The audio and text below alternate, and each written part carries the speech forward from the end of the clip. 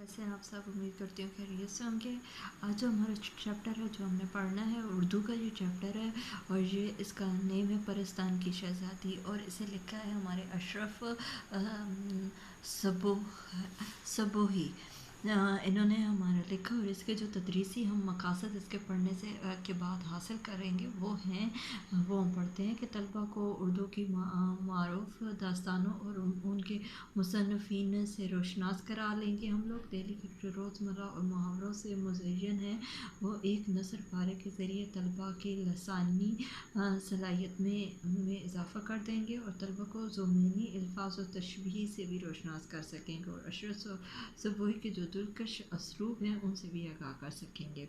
ये एक चैप्टर एक स्टोरी है उस बयान की गई है जो एक सैयदनी बी का एक वक्त में बड़ा दौर दौरा था। किले की अच्छी अच्छी मुगलानियाँ इनके साथ ने कान पकड़ती थी। हालात में जहाँ कोई नया जोड़ा सिला किसी नए वज़ा की टिकाई का ज़िक्र हो और ये बलाई गई कि शहर की बेगमात में भी इनके हुनर की दाग थी। सब जब इन्हें आंखों पर बिठाने के बहुत ज़्यादा इज़्ज़त देना, प्यार करना, लाड देना कि आज पालकी चली आ रही है, कि बड़ी सरकार ने बुलाया है, कि कल डोली खड़ी हुई थी और नवाब सुल्तान जहाँ बेगम ने याद किया है न रात को फुर्सत थी और ना दिन को चैन।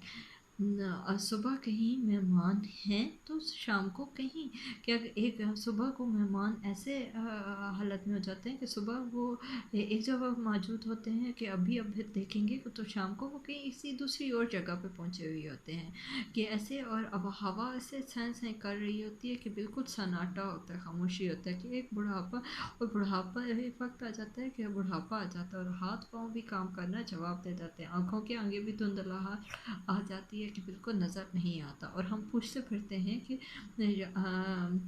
हम कहाँ खड़े हैं, हम क्या कर रहे हैं, क्या चीज़ हमारे सामने पड़ी है, कहीं हम लोग रास्ते में चलते हुए गिर तो नहीं जाएंगे। सुना है कि ये नहायत शरीफ घराने की बेटी थी, मरहटा गर्दी में इनका ख़ानदान तबाह हो गया और बरस दिन की ब्याही बेवा हो गई। इस ज़माने में दूसरी शादी करना को बहुत ज़्यादा बुरा समझा जाता था। मुगलानी का पेशा इख्तियार कर लिया और अपनी हुनरमंदी की बदौलत उन्होंने काम करना स्टार्ट कर दिया। जवानी तो इज़्ज़त आबरू से कट ही गई थी, खूब कमाया, हज़ारों रुपए इनाम ले लिए, मगर रखना ना जाना।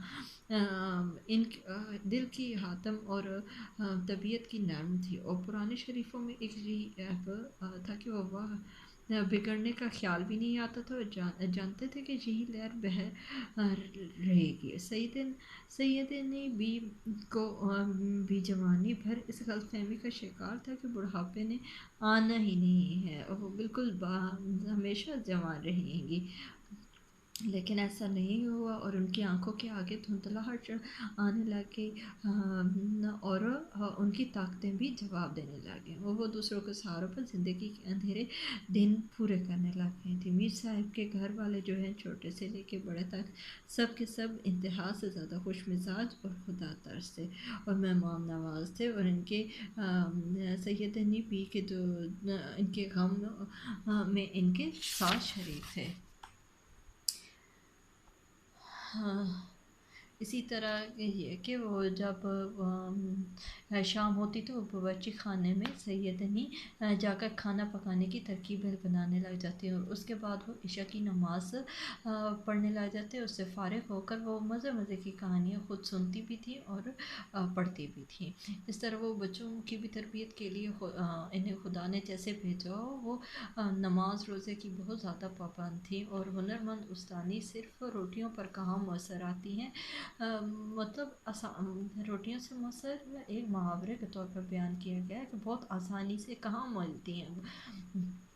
अच्छे इस्तिज़ा के लिए बहुत मेहनत करनी पड़ती है। और इसके बाद कि सैयदना परस्तान में भी और ऐसे लगता था कि जब वो आती थी कि ऐसा लगता था जैसे कोई शहज़ादी परस्तान से आई हो। एक दिन सर्दियों की रात थी कि पर्दे पड़े हुए थे कि छोटे बच्चों के लिफाफों में कि लड़कियां अंगड़ाती हुई के चारों तरफ बैठी कहानी सुन रही थी। ہاں، اور اسی طرح کے وہ کہانی سناتے ہوئے بچوں کو ان کی تربیت بھی کرتی رہتی تھی۔